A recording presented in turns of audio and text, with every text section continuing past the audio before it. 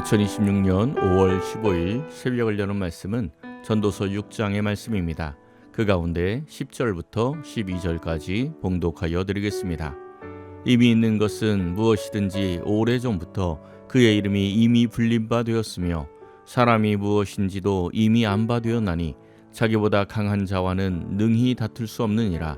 헛된 것을 더하게 하는 많은 일들이 있나니 그것들이 사람에게 무슨 유익이 있으랴. 헛된 생명의 모든 날을 그림자같이 보내는 일평생에 사람에게 무엇이 낙인지를 누가 알며 그 후에 해 아래에서 무슨 일이 있을 것을 누가 능히 그에게 고하리요. 아멘. 사람들은 누구나 행복을 추구합니다. 문제는 모든 사람이 행복하기를 원하는데 모든 사람이 행복하지는 않다는 것입니다. 이유가 무엇입니까? 남녀가 만나 결혼을 하는 것도 더 행복하게 살기 위함입니다. 둘 다 행복하기를 원하면 행복하게 살면 되는데, 그런데 행복하지 않다면 그 이유가 무엇입니까? 내가 행복하려고 했는데 남편이나 아내가 내 행복을 채워주지 않으니 불행한 것입니다. 오늘 7절을 보면 사람의 수고가 다 자기의 입을 위함이라는 말씀이 나옵니다. 행복하게 살겠다는 것도 자기의 입, 자기의 욕망을 위함인데 사람의 욕망은 깨진 항아리 같아서 채워지지가 않습니다. 그러니 불행을 느끼게 되는 것입니다. 1절입니다. 내가 해 아래에서 한 가지 불행한 일이 있는 것을 보았나니 이는 사람의 마음을 무겁게 하는 것이라. 아멘. 사람의 마음을 무겁게 하는 한 가지 불행한 일이 있는 것을 보았다고 말씀합니다. 어떤 불행한 일이기에 사람의 마음이 무거워집니까? 2절을 세 번역으로 읽어드리겠습니다. 하나님이 어떤 사람에게는 부와 재산과 명예를 원하는 대로 다 주시면서도 그것들을 그 사람이 즐기지 못하게 하시고 엉뚱한 사람이 즐기게 하시니 참으로 어처구니가 없는 일이요 통탄할 일이다. 아멘. 어떤 일이 어처구니가 없고 통탄할 일이라고 말씀하고 있습니까?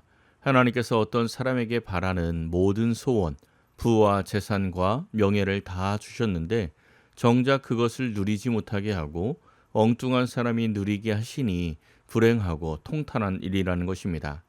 어제 전도서 5장 19절에서 하나님께서 주시는 것들을 누리는 것이 하나님의 선물이라고 말씀하였는데 오늘 본문에서는 모든 소유를 다 주셨는데 누리지는 못하게 하시니 이것은 큰 불행이라는 것입니다.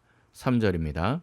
사람이 비록 100명의 자녀를 낳고 또 장수하여 사는 날이 많을지라도 그의 영혼은 그러한 행복으로 만족하지 못하고 또 그가 안장되지 못하면 나는 이르기를 낙태된 자가 그보다는 낫다 하나니. 아멘.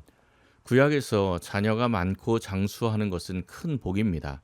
그런데 100명의 자녀를 낳고 장수하여도 그러한 행복으로 만족하지 못하고 안장되지 못하면 낙태된 자가 그보다 낫다고 말씀하고 있습니다. 세상 사람들이 부러워할 정도로 많은 소유를 누리고 많은 복을 받고 장수까지 하는 행복을 누렸는데 그 행복으로 만족을 못했고 죽어서는 안장조차 되지 못했다는 것입니다. 구약에서 안장되지 못하는 것은 저주를 뜻합니다. 저주받은 죽음을 겪기보다는 차라리 태에서 죽어서 나온 아이가 그 사람보다 더 나은 것이 아니냐고 말씀하고 있습니다. 그 이유가 4절부터 나오고 있습니다. 4절에서 6절을 세 번역으로 읽어드리겠습니다. 태어날 때에 죽어서 나온 아이는 뜻없이 왔다가 어둠 속으로 사라지며 그 속에서 영영 잊혀진다. 세상을 보지도 못하고 인생이 무엇인지 알지도 못한다. 그러나 이 아이는 그 사람보다 더 편하게 안식을 누리지 않는가? 비록 사람이 1000년씩 2번을 산다고 해도 자기 재산으로 즐거움을 누리지도 못하면 별 수 없다. 마침내는 둘 다 같은 곳으로 가지 않는가? 아멘. 이유가 무엇입니까? 태어날 때 죽는 것이나 태어나서 이 세상에서 많은 것을 누리고 장수하다 죽는 것이나 결론이 죽음으로 끝이라면 세상에서 얻은 자녀와 장수와 번영이 무슨 소용이 있겠느냐는 말씀입니다. 심지어 6절을 보면 1000년의 갑절을 살아도 참된 행복을 누리지 못한다면 태중의 아이의 죽음과 같다고 말씀하고 있습니다. 철학적으로만 생각해 보면 굉장히 허무주의 같은 말씀입니다. 그런데 이 말씀은 허무주의의 말씀이 아닙니다. 중요한 것은 행복에 대한 이해입니다. 3절과 6절에 나오는 행복이라는 단어는 히브리어 토브입니다. 이 단어는 성경에서 아주 중요한 단어입니다. 처음 나오는 곳은 창세기 1장입니다. 하나님께서 천지를 창조하시면서 보시기에 좋았더라 말씀하십니다. 그러니까 사람의 행복은 하나님이 보시기에 좋은 상태가 되어야 참된 행복이 됩니다. 신명기 10장 12절에서 13절입니다. 이스라엘아, 내 하나님 여호와께서 내게 요구하시는 것이 무엇이냐? 곧 내 하나님 여호와를 경외하여 그의 모든 도를 행하고 그를 사랑하며 마음을 다하고 뜻을 다하여 내 하나님 여호와를 섬기고 내가 오늘 내 행복을 위하여 내게 명하는 여호와의 명령과 규례를 지킬 것이 아니냐. 아멘.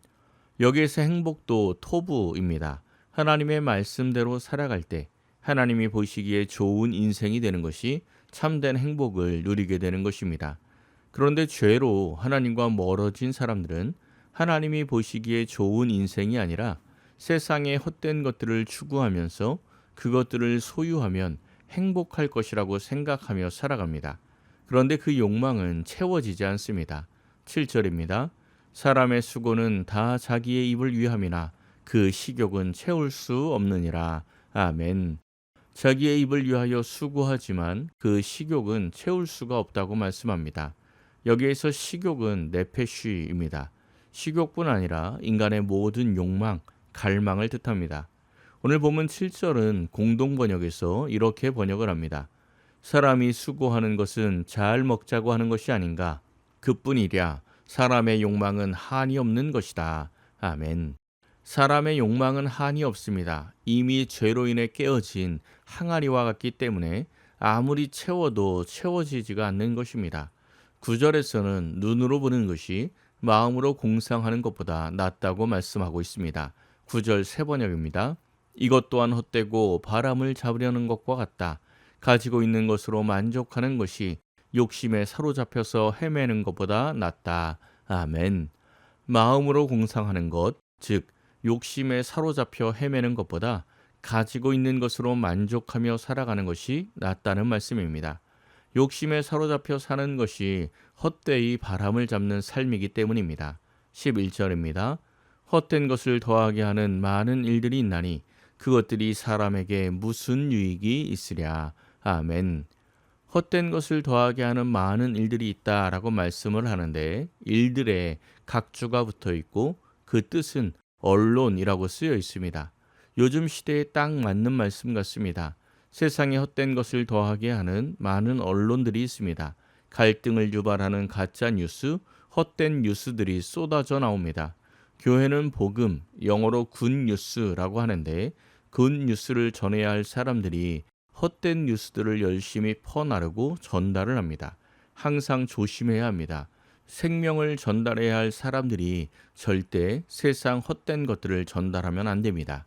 12절입니다. 헛된 생명의 모든 날을 그림자같이 보내는 일평생에 사람에게 무엇이 낙인지를 누가 알며 그 후에 해 아래에서 무슨 일이 있을 것을 누가 능히 그에게 고하리요. 아멘. 짧고 덧없는 삶을 살아가는 사람에게 무엇이 낙인지 누가 알겠냐고 말씀하고 있습니다. 여기에서 낙으로 번역된 단어도 토부입니다. 세상 사람들은 무엇이 좋은 것인지 알지 못하고 살아갑니다. 하지만 성도는 무엇이 좋은 것인지 확실하게 알고 살아가야 합니다. 세상의 소유를 누리는 것보다 더 중요한 것은 하나님 보시기에 좋게 살아가는 것이 가장 중요함을 기억해야 합니다. 이 새벽 기도하는 모든 성도님들은 헛되고 헛된 인생이 아니라 하나님 보시기에 좋은 참된 행복을 누리며 살아가시기를 예수님의 이름으로 간절히 축원합니다. 기도하겠습니다. 사랑의 하나님, 이 한 주간도 말씀과 기도로 보내게 하시니 감사합니다. 이 세상을 살아가는 짧은 인생의 여정 속에 헛된 것을 소망하지 않게 하시고 우리의 행복을 위하여 주신 하나님의 말씀을 날마다 붙들고 살아가게 하옵소서. 그리하여 우리의 삶이 헛된 삶, 갈망으로 늘 부족한 삶이 아니라 항상 만족하며 행복하게 살아가는 복된 인생이 되게 하옵소서. 오늘 하루도 말씀 안에 거하며 손이 수고한 대로 먹는 복되고 형통한 복된 하루가 되게 하옵소서. 모든 것을 감사드리며 우리 주 예수 그리스도의 이름으로 기도하옵나이다. 아멘. 오늘 말씀을 생각하고 하루를 결단하며 깊은 기도의 자리로 나아가겠습니다.